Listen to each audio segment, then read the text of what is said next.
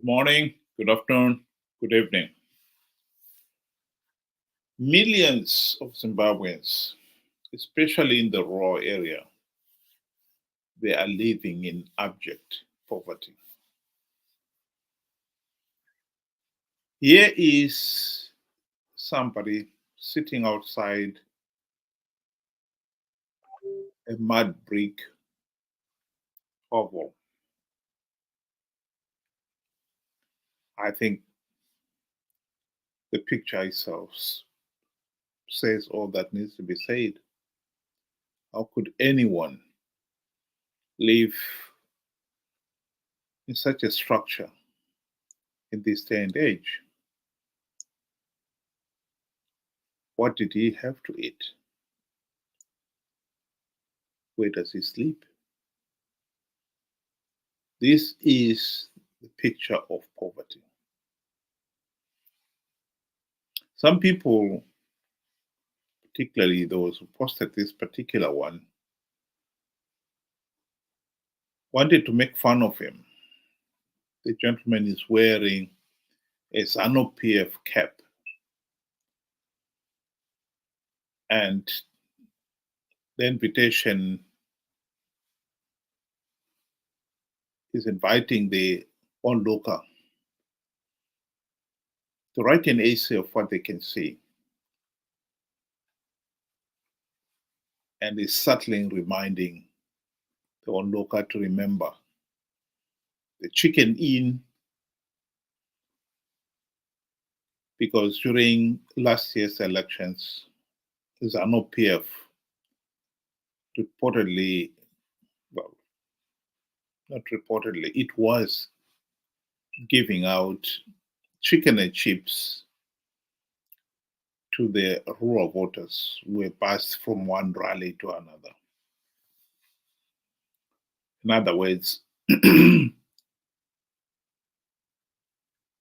individual wanted to make funny of the old man, that he should remember the chicken inn chips while he suffers.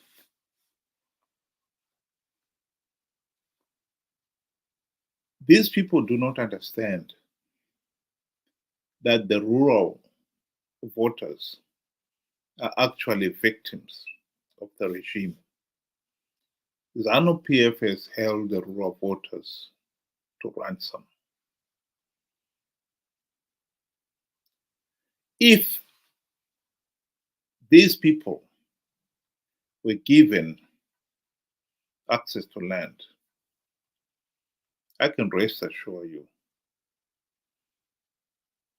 they will be economically better off than they are. Here is a short video clip of somebody talking of that very thing.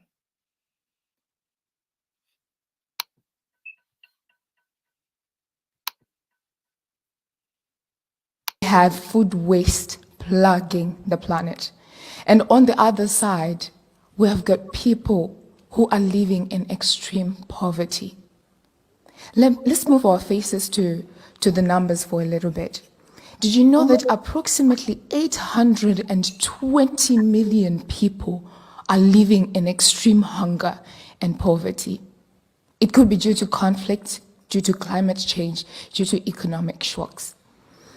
But I found a solution. And let me tell you something. Behind every statistic, there is a story of a community living in poverty, a story of a family struggling to put food on the table, a story of a child who is malnourished, a story of a child who cannot go to school because of poverty, a story of a child who goes to bed hungry, a story of a child who is dying of hunger, and we speak about children are the future. Well, I do have a solution to the problem of hunger and food insecurity. And I am a testament to the power of that solution, sustainable agriculture. I come from humble beginnings, and I'm not ashamed to say that. We have small agricultural projects at home. I've got a small vegetable garden. I've got a small poultry project. I've got a small maize field in our yard. a very small yard, but we have all that in there to sustain for ourselves, to be able to put food on the table. Not only that, but mind you, I'm a student in university, and my school fees comes from those poultry projects that we have at home. Sustainable agriculture is not only about putting food on the table, it is a means of generating income, hence eradicating poverty. One thing I want to tell you all is we need to work together. I formed the Thrive Sustain Aid Network in order for me to empower vulnerable communities, because I know the solution to eradicate hunger. I know the solution to food security, and I want everybody who faced the same challenge as I faced to also have the solution and be able to implement it in their lives to eradicate hunger in their households. I formed the Thrive Sustain Aid Network and partnered up with the government and the Ministry of Agriculture in my country through the Department of Agri-Tech, and I invited an agronomist who happens to be my mother to come with me on my outreaches to teach people on sustainable agriculture. We donated foodstuffs, we gave them seed and fertilizers for them to plant and sustain for themselves in the future. We need to work together and build up connections as different countries. We need to build connections, we need to work together.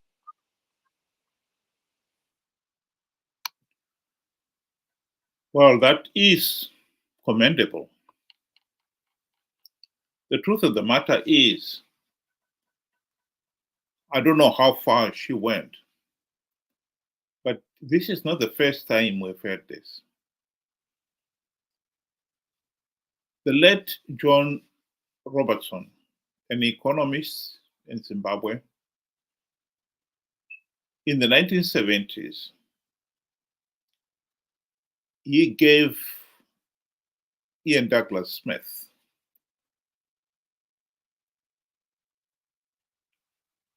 a plan. And put simply, it was to allow the blacks in the rural areas to have title deeds to even 1 acre of land on which their mud hut is built. This was going to be an opportunity for those people to do exactly what she's talking about here. They will build themselves a decent house instead of the mud hovel. They'll be able to dig a well so that they can grow crops in their yard all year round. They can plant fruit trees, confident that with each improvement they made on that piece of land, they're adding value to it. They can leave the house, the fruit trees, the well to their children and their children's children. And if they should decide to sell, to move somewhere else, it is an asset. They can sell it to somebody, confident that whoever is coming in, they've title deeds. But Ian Smith said no. Why?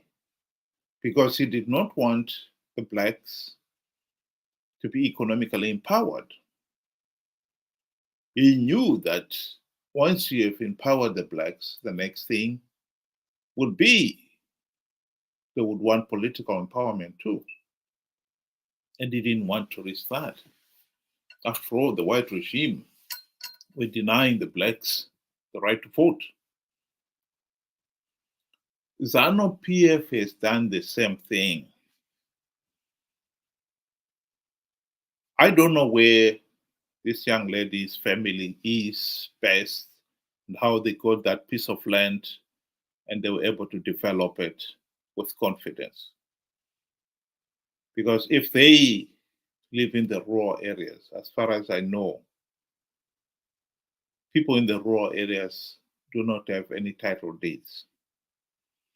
Zanu PF Mugabe was given the same plan by the same economist banker, John Robertson, soon after independence, and he rejected it for the same reason. And Mnangagwa to this day is denying people title deeds for the same political reasons. We cannot talk of poverty, abject poverty in Zimbabwe without talking about the elephant in the room, the regime that takes pride in causing it. That is the reality. And we need to deal with that reality. It is a great pity that 44 years after independence, the ordinary Zimbabwean is finding themselves in a situation where they are being systematically denied a meaningful vote in the country, being kept deliberately poor by the regime. This is the reality that we must address. Here is Margaret Longo, herself a former Zanu PF MP, talking about that same problem, this very issue of why Zanu PF is keeping the ordinary Zimbabweans, especially in the rural areas, poor. They have wrong priorities, especially the current government. How can you go and build an airport which services a few people, and the majority are the elite and the so-called investors? Look at the rural. I made you come to interview me because I wanted you to have the experience of the roads that we are using. If we go today to our hospital there, you feel pity with that's a hospital in a rural area. If we go to our clinic, you feel pity. We have no piped water here. Do you know the reason why the rural people vote for Zanu PF? One, they're intimidated. Two, the policy is that the rural people should remain poor and subservient to the government. They should remain poor because if they remain poor, they continue singing the song for their master. This is why these people have been impoverished. It's for a reason. Because at the moment, if you economic empower these people, they'll go out of hand. Zanu PF will never have control over them.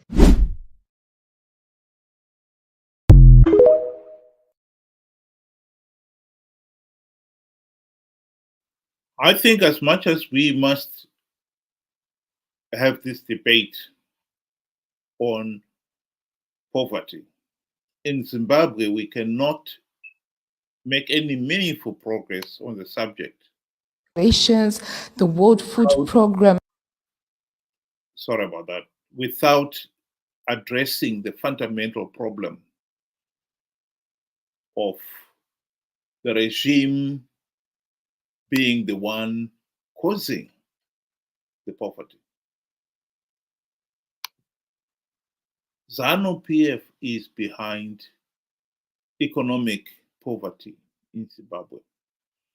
And it is deliberately keeping the poor, millions of people, desperately poor, for its own political gains. That is the debate that we must have, and must not run away from. As long as the millions of ordinary Zimbabweans, particularly in the rural areas, are politically powerless, there will be no meaningful change. Zanu PF considers the rural areas its stronghold for no other reason other than for its political gain.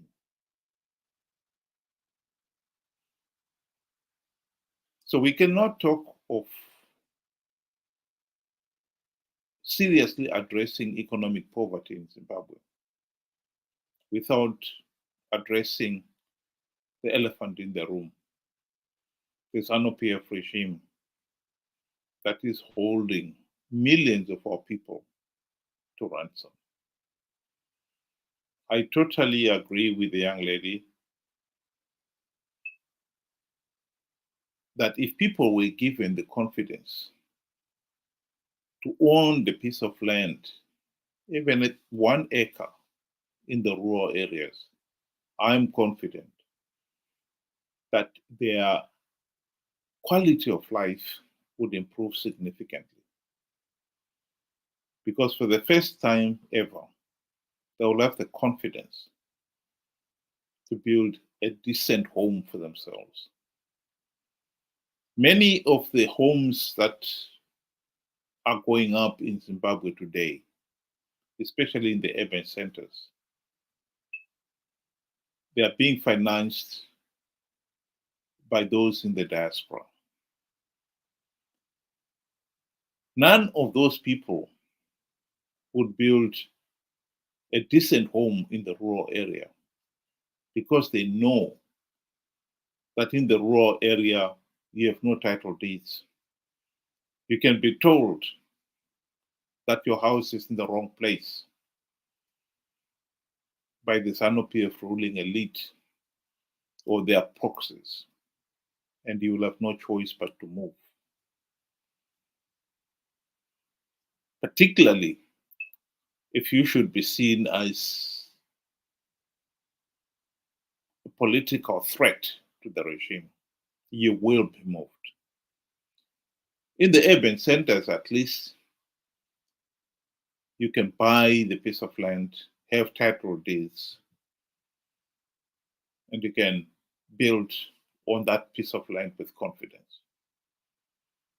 I believe most of those people would be building their homes in the rural areas if they had the confidence that they have the title deeds to the piece of land and all the improvements they make on that piece of land. It's ironic that Zanu PF is denying people title deeds to 1 acre, 2 acres of land. And yet, Mnangagwa and his fellow ruling elite, they have title deeds to farms, hundreds, if not thousands of acres, of hectares. Bonam Mugabe, the wife of the late dictator Robert Mugabe, when she was going through a divorce with her husband, the courts revealed that she owned 12 farms whose land mass added together was equivalent to the size of Lesotho, a whole country. That's the size of her farms. And she has title deeds. And yet, ordinary people are denied title deeds to the size of a postage stamp. How can that be just? The fight here is that people should be given title deeds to land as a fundamental right. To the rural people, the title deeds to the land will mean a lot more than the right to vote. Indeed, their right to vote can only be guaranteed when they have the right to title deeds.